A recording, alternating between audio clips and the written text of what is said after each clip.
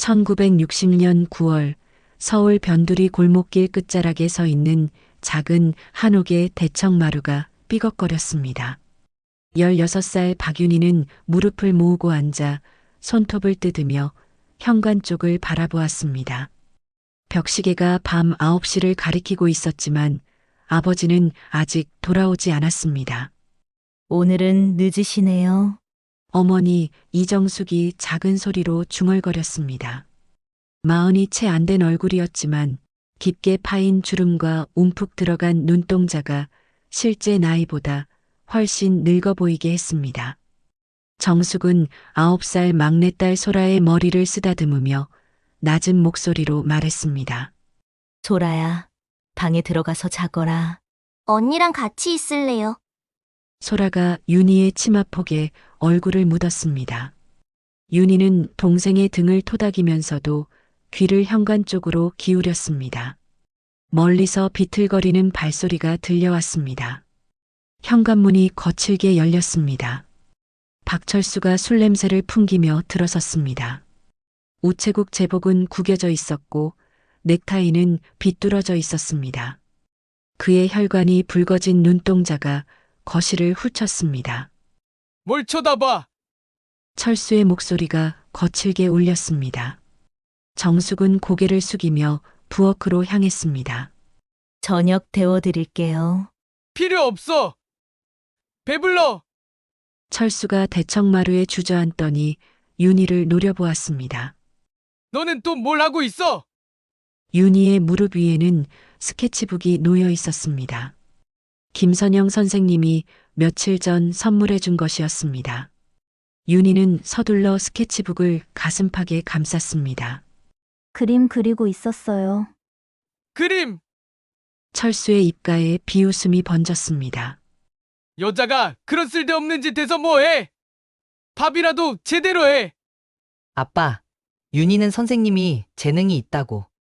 15살 준호가 입을 열었습니다. 하지만 철수의 차가운 시선이 그를 향하자 말끝을 흐렸습니다. 철수는 벽에 걸린 윤희의 그림을 바라보았습니다. 지난달 그린 풍경화였습니다. 작은 오두막 앞에 핀 코스모스 그림이었지만 철수의 눈에는 그저 종이 위의 낙서로만 보였습니다. 집안일이나 제대로 배워! 그림 따위로 밥 먹고 살 수 있나? 철수가 자리에서 일어났습니다. 술 기운 때문인지 몸을 가누지 못하고 비틀거렸습니다. 정숙이 부엌에서 나와 철수의 팔을 잡았습니다. 어서 누우세요. 내일 또 일찍 나가셔야. 일찍 나가긴 뭘 나가! 철수가 정숙의 손을 뿌리쳤습니다. 정숙이 벽에 등을 부딪히며 움츠렸습니다. 우체국에서 잘렸어! 알겠어! 잘렸다고! 방 안의 공기가 얼어붙었습니다. 윤희는 동생의 손을 꽉 잡았습니다. 준호의 얼굴이 하얗게 변했습니다. 아빠, 닥쳐! 철수의 목소리가 터져 나왔습니다. 그는 주먹으로 벽을 쳤습니다. 벽에 걸린 윤희의 그림이 흔들렸습니다. 다 너희들 때문이야! 가족을 먹여 살린다고 얼마나 고생했는데! 정숙이 떨리는 목소리로 말했습니다. 다른 일자리를 찾으면 찾으면 나이 마흔에 어디서 일자리를 찾아? 철수가 정숙을 노려보았습니다. 그의 눈빛에는 분노와 절망이 뒤섞여 있었습니다. 윤희는 스케치북을 더욱 꽉 안았습니다. 종이 모서리가 손가락에 찔렸지만 아픔을 느끼지 못했습니다. 그녀의 마음속에는 오늘 김선영 선생님이 해주신 말이 맴돌고 있었습니다. 윤희야, 내 그림에는 특별한 무언가가 있어. 색을 다루는 솜씨가 남다르거든. 하지만 지금 이 순간 그 말들이 허공으로 흩어지는 것만 같았습니다. 철수는 다시 자리에 주저앉더니 고개를 떨어뜨렸습니다. 모두 방에 들어가! 꼴도 보기 싫어! 세 남매는 조용히 일어났습니다. 윤희는 소라의 손을 잡고 안방으로 향했습니다. 뒤에서 정숙이 철수를 달래는 작은 목소리가 들려왔습니다. 안방에 누운 윤희는 천장을 바라보았습니다. 낡은 석가래 사이로 달빛이 스며들었습니다. 옆에서 소라가 작은 숨소리로 잠들었고 준호는 벽 쪽으로 몸을 돌린 채 조용했습니다. 윤희는 스케치북을 펼쳤습니다. 어둠 속에서도 오늘 그린 그림이 희미하게 보였습니다. 높은 산 너머로 해가 떠오르는 그림이었습니다. 그 속에는 날개를 펼친 새 한 마리가 자유롭게 날고 있었습니다. 거실에서 철수와 정숙의 목소리가 작게 들려왔습니다. 대화는 점점 거칠어졌습니다. 곧 무언가 깨지는 소리가 났고 정숙의 작은 신음소리가 뒤따랐습니다.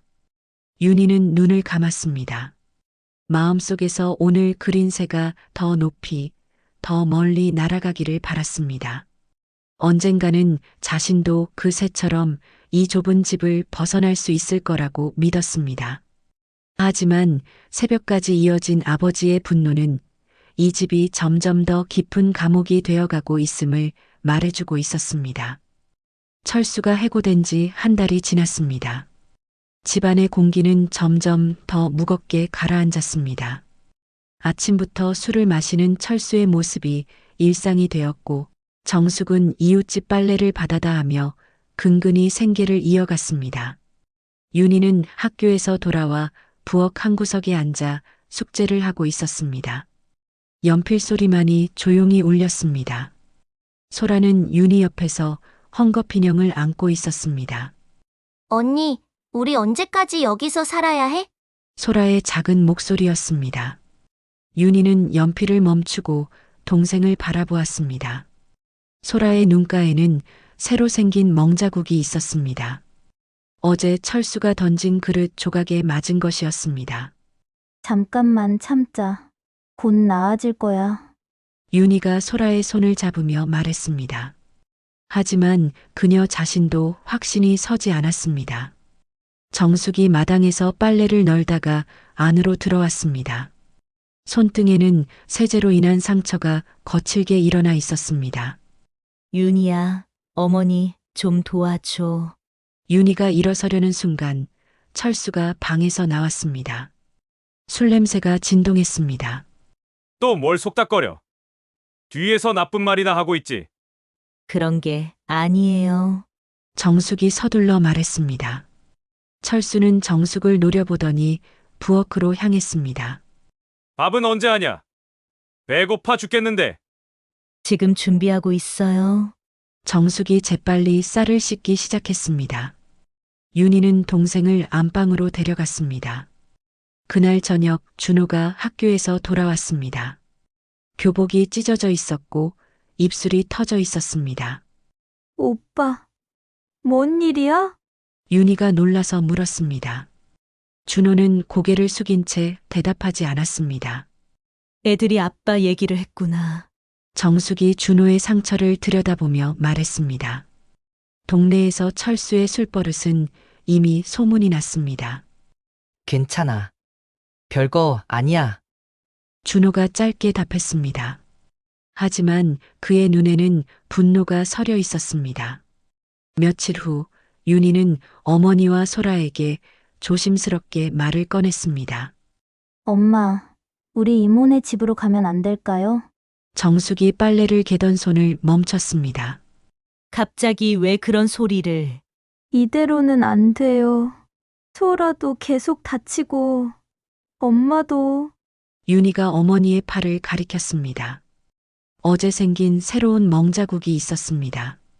정숙은 한참 동안 말이 없었습니다. 그러더니 작은 목소리로 말했습니다. 이모가 좋아하실까? 경기도면 아빠가 찾아오기도 힘들 거예요. 소라도 어머니의 치마를 잡아당겼습니다. 엄마, 나 여기 무서워요. 정숙의 눈에 눈물이 맺혔습니다. 그녀는 두 딸을 끌어안았습니다. 알았다. 이모한테 편지를 써보자. 일주일 후 이모에게서 답장이 왔습니다. 당분간 머물 수 있다는 내용이었습니다. 정숙과 윤희는 조용히 짐을 쌌습니다. 옷가지 몇 벌과 윤희의 그림 도구들이었습니다. 언제 떠날까요? 윤희가 물었습니다. 아버지가 깊이 잠든 새벽에 정숙이 대답했습니다. 그녀의 목소리는 떨리고 있었지만 결심은 굳어 보였습니다. 하지만 그들의 계획은 준호에게 들키고 말았습니다. 뭐 하는 거야? 준호가 안방 문을 열며 물었습니다. 어머니와 동생이 가방에 옷을 넣고 있는 모습을 본 것입니다. 오빠, 윤희가 당황하며 일어섰습니다. 도망가려고? 아빠 두고? 준호의 목소리가 차가웠습니다. 준호야, 너도 같이 가자. 정숙이 아들에게 손을 내밀었습니다. 안 돼! 이건 배신이야! 준호가 고개를 저었습니다. 그의 눈빛이 변해 있었습니다. 예전에 다정했던 오빠가 아니었습니다. 오빠. 이대로는 우리 모두 죽어. 윤희가 간절히 말했습니다. 그래도 가족이잖아. 어떻게 아빠를 버려? 준호가 문을 닫고 나갔습니다. 곧 철수가 방으로 들이닥쳤습니다. 뭐야, 이게? 철수가 가방을 집어던졌습니다. 옷가지들이 바닥에 흩어졌습니다. 어디 가려고? 말해! 잠깐 이모네 가려고. 정숙이 떨리는 목소리로 대답했습니다. 거짓말 하지 마. 도망치려 했지? 철수의 손이 정숙의 뺨을 때렸습니다. 윤희가 어머니를 감쌌습니다. 아빠. 그만해요. 너희 때문에 내가 얼마나 힘든지 알아? 그런데 뒤통수를 쳐. 철수가 윤희를 노려보았습니다.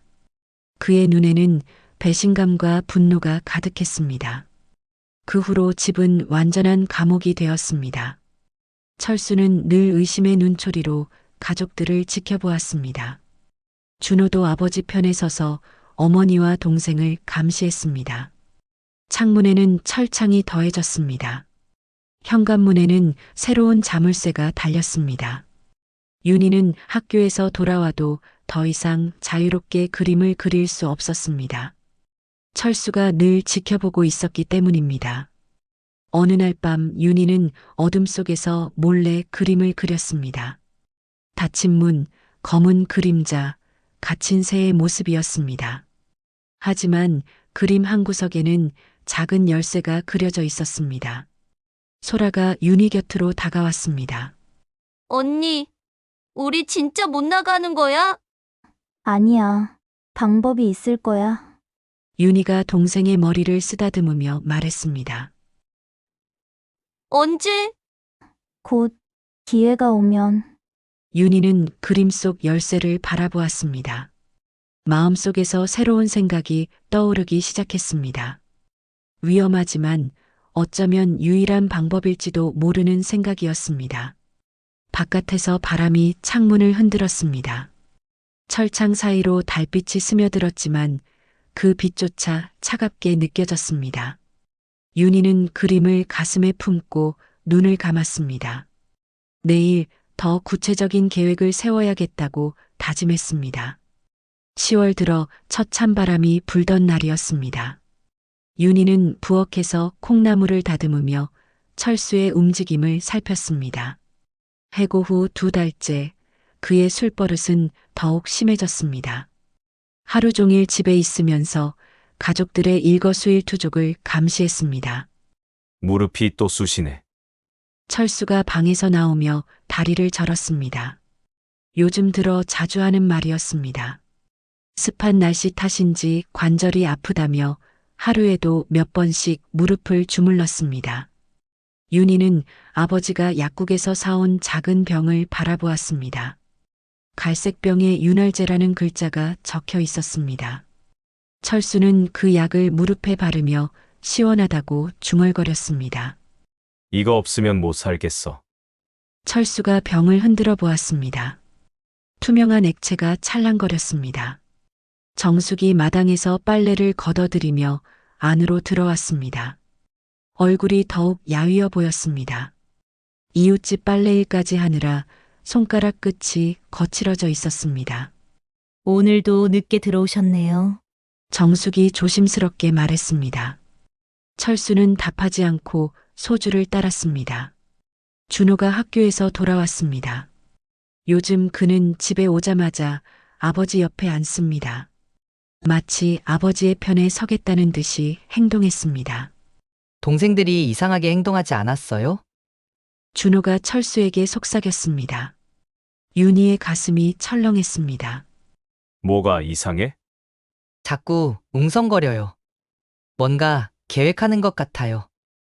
철수의 눈빛이 차갑게 변했습니다. 그는 윤희와 정숙을 번갈아 보았습니다. 그래? 또 도망가려고? 그런 게 아니에요. 정숙이 손사래를 쳤습니다. 거짓말하지 마. 한 번 배신한 년들이 또 못할 게 뭐 있어? 철수가 소주잔을 바닥에 내려쳤습니다. 유리 조각이 튀었습니다. 그날 밤 윤희는 잠들지 못했습니다. 옆에서 소라가 작게 끙끙거렸습니다. 어제 철수에게 맞은 팔이 아직도 아픈 모양이었습니다. 새벽 2시쯤 윤희는 조용히 일어났습니다. 부엌으로 가서 물을 마시려던 참이었습니다. 그때 철수의 방에서 신음소리가 들렸습니다. 아이고, 무릎아. 철수가 침대에서 일어나 무릎을 주물렀습니다. 그러더니 책상 위에 윤활제 병을 집어들었습니다. 윤희는 숨을 죽이고 지켜보았습니다. 철수가 약을 바르고 다시 누웠습니다. 곧 코를 골며 잠들었습니다. 윤희는 그 병을 멍하니 바라보았습니다. 갑자기 이상한 생각이 머릿속을 스쳤습니다. 만약 저 약이 아니라면 끔찍한 생각이었습니다. 하지만 머릿속에서 지워지지 않았습니다. 다음 날 오후 윤희는 학교에서 돌아오는 길에 문방구에 들렀습니다.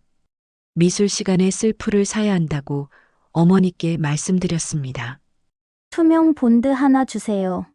가게 아저씨가 작은 튜브를 건네주었습니다. 윤희는 그것을 가방 깊숙이 감춰두었습니다. 집으로 돌아가는 길, 윤희의 마음은 복잡했습니다. 정말 이런 생각을 해도 되는 걸까? 하지만 소라의 멍든 얼굴과 어머니의 야윈 모습이 떠올랐습니다. 그날 저녁 식탁에서 철수가 또다시 소리를 질렀습니다. 밥이 뭐야, 이게? 짜기만 하고. 죄송해요. 다시 해드릴게요.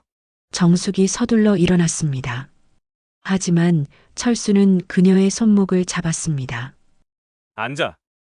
그냥 먹어. 철수의 손가락 자국이 정숙의 손목에 빨갛게 남았습니다. 윤희는 주먹을 꽉 쥐었습니다. 그날 밤 윤희는 소라와 함께 어머니 방으로 갔습니다. 엄마, 우리 얘기 좀 해요. 정숙이 빨래를 개다가 고개를 들었습니다. 뭘? 윤희는 한참 망설이다가 입을 열었습니다. 아빠가 쓰는 무릎형 말이에요. 왜? 혹시 다른 걸로 바꿔치기 하면 어떨까요? 정숙의 손이 멈췄습니다. 소라도 언니를 놀란 눈으로 바라보았습니다. 윤희야, 무슨 소리를. 엄마, 이대로는 우리 모두 죽어요. 윤희의 목소리가 떨렸습니다. 그래도 그런 건 무서워서 못하겠다면 제가 할게요. 윤희가 가방에서 본드를 꺼냈습니다. 정숙이 손으로 입을 막았습니다. 언니, 들키면 우리 정말 죽을지도 몰라.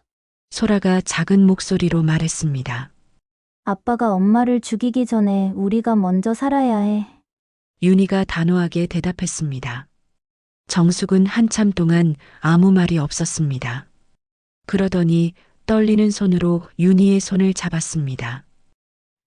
정말 할 거냐? 네, 들키면 안 들킬 거예요. 낮잠 잘 때 하면 돼요. 소라가 어머니의 치마를 잡아당겼습니다. 엄마, 나 무서워. 정숙이 소라를 품에 안았습니다. 그녀의 눈에 눈물이 맺혔습니다. 알았다. 해보자. 다음 날 오후 철수가 소주를 마시고 깊이 잠들었습니다. 코를 고는 소리가 방 밖까지 들렸습니다. 새 모녀는 조용히 철수의 방으로 들어갔습니다. 정숙의 손이 심하게 떨렸습니다. 윤희가 어머니의 손을 잡았습니다. 윤활제 병을 조심스럽게 열었습니다. 투명한 액체 절반을 작은 그릇에 따라냈습니다. 그리고 본드를 같은 양만큼 넣었습니다. 병 속에서 두 액체가 섞였습니다. 색깔도 냄새도 거의 차이가 없었습니다. 윤희의 손이 덜덜 떨렸습니다. 이것이 정말 옳은 일일까? 하지만 되돌릴 수는 없었습니다. 병뚜껑을 다시 닫고 원래 자리에 놓았습니다. 세 사람은 조용히 방을 나왔습니다. 그날 저녁 철수는 평소와 다름없이 무릎에 약을 발랐습니다. 아, 시원해. 철수가 만족스러운 표정을 지었습니다. 윤희는 가슴이 터질 듯 뛰는 것을 느꼈습니다. 밤이 깊어갔습니다. 윤희는 잠들지 못하고 아버지의 방을 조마조마하게 지켜보았습니다. 언제쯤 일이 벌어질까? 정말 괜찮을까? 새벽이 가까워올 때까지 집안은 고요했습니다. 새벽 5시 집을 뒤흔드는 비명소리가 울렸습니다. 아! 철수의 목소리였습니다. 윤희는 잠에서 깨어 벌떡 일어났습니다. 옆에서 소라가 놀라서 어머니에게 달려갔습니다. 어머, 이게 뭐야? 철수가 방에서 소리쳤습니다. 무언가 넘어지는 소리가 연달아 들렸습니다. 윤희는 떨리는 다리로 방 밖으로 나갔습니다. 철수가 방 바닥에 무릎을 꿇고 앉아 있었습니다. 그의 무릎 부분이 이상하게 굳어져 있었습니다. 이게 뭐야? 다리가 왜 이래? 철수가 무릎을 만지려 했지만 움직이지 않았습니다. 마치 시멘트로 굳어진 것 같았습니다. 정숙이 급히 달려왔습니다. 얼굴이 새하얗게 질렸습니다. 여보, 어디 아파요? 다리야! 다리가 굳어버렸어. 철수가 바닥을 손으로 치며 소리쳤습니다. 일어나려고 해도 무릎이 구부러지지 않았습니다. 준호도 잠에서 깨어나왔습니다. 아빠, 왜 그래요? 모르겠어. 갑자기 이렇게 됐어. 철수는 기어서 벽에 기대려 했습니다. 하지만 다리에 힘이 들어가지 않았습니다. 윤희는 멀리서 그 모습을 바라보았습니다. 가슴이 두근거렸지만 무서움보다는 다른 감정이 더 컸습니다. 병원에 가야 해요. 정숙이 말했습니다. 어떻게야? 이 꼴로. 철수가 자신의 다리를 내려다보며 절규했습니다. 준호가 아버지를 부축하려 했습니다. 하지만 철수는 일어날 수가 없었습니다. 너희가 그랬지? 철수가 갑자기 정숙을 노려보았습니다. 뭘요? 내 약에 뭔 짓을 했지? 배신자들! 철수의 목소리가 떨렸습니다. 분노보다는 두려움이 더 커 보였습니다. 윤희가 한 걸음 앞으로 나갔습니다. 우리가 그랬어요. 윤희야, 정숙이 딸을 말렸습니다. 엄마를 더 이상 맞지 못하게 하려고 그랬어요. 윤희의 목소리는 떨렸지만 단호했습니다. 철수가 윤희를 바라보았습니다. 그의 눈에는 믿을 수 없다는 표정이 가득했습니다. 너희가. 네, 우리가 했어요. 준호가 동생을 놀란 듯 바라보았습니다. 너, 설마. 오빠도 알았잖아. 이 집이 얼마나 무서운지. 윤희가 준호를 똑바로 바라보았습니다. 준호는 아무 말도 하지 못했습니다. 그의 얼굴에 혼란이 번졌습니다. 철수는 여전히 바닥에 앉아 있었습니다. 더 이상 소리치지도 않았습니다. 그저 자신의 굳은 무릎을 바라볼 뿐이었습니다. 지금이야. 소라가 떨리는 목소리로 말했습니다. 뭐가? 정숙이 딸을 바라보았습니다. 언니가 말했잖아요. 기회가 오면 간다고. 소라의 작은 손이 어머니의 옷깃을 잡아당겼습니다. 정숙은 한참 동안 철수를 바라보았습니다. 바닥에서 기어다니며 일어나려 애쓰는 남편의 모습이었습니다. 여보, 정숙이 조심스럽게 입을 열었습니다. 뭐야? 철수의 목소리가 힘없이 나왔습니다. 우리 잠시 이모네 가 있을게요. 뭐, 철수가 고개를 들었습니다. 아이들이랑 며칠 있다 올게요. 정숙의 목소리에는 더 이상 떨림이 없었습니다. 오랜만에 들어보는 단단한 목소리였습니다. 안 돼, 가지 마! 철수가 손을 뻗었습니다. 하지만 기어서 다가갈 수밖에 없었습니다. 오빠, 어머니 말리지 마. 윤희가 오빠에게 말했습니다. 하지만 오빠도 힘들었잖아요. 아빠 눈치 보느라. 준호의 어깨가 축 처졌습니다.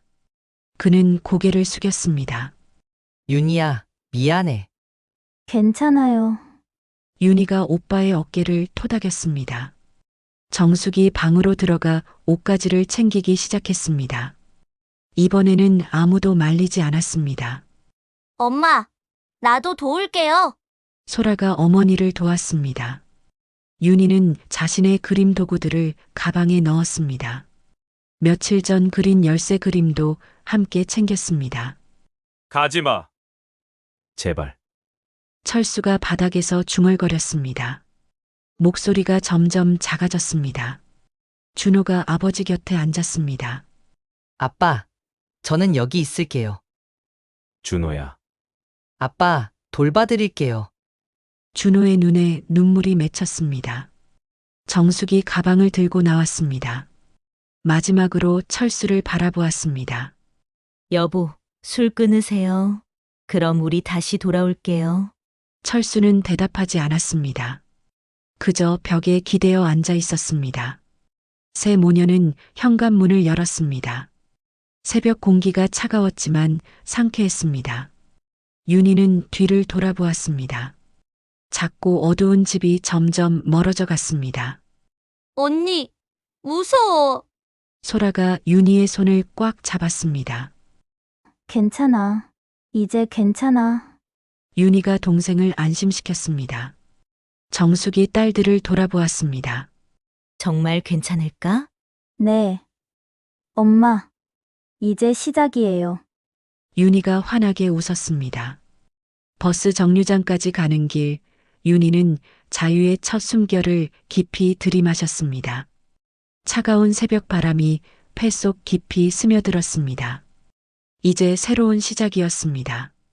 경기도행 버스가 서울을 벗어날 때 윤희는 창밖으로 떠오르는 해를 바라보았습니다. 붉은 아침 햇살이 논밭을 금색으로 물들였습니다. 언젠가 그림으로 그렸던 그 풍경이 현실에서 펼쳐지고 있었습니다. 언니, 저기 봐. 소라가 창밖을 가리켰습니다.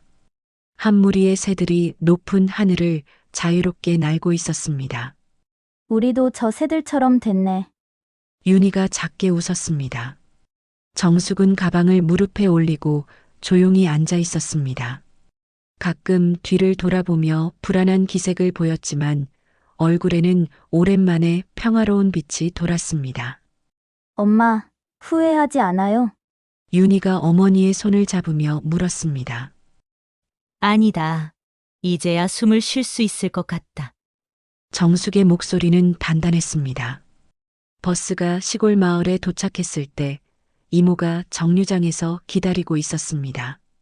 정숙보다 2살 위인 김순덕은 42의 나이에도 건강해 보였습니다. 언니, 순덕이 정숙을 끌어안았습니다. 정숙의 눈에 눈물이 흘렀습니다. 고생 많았다. 이제 괜찮아.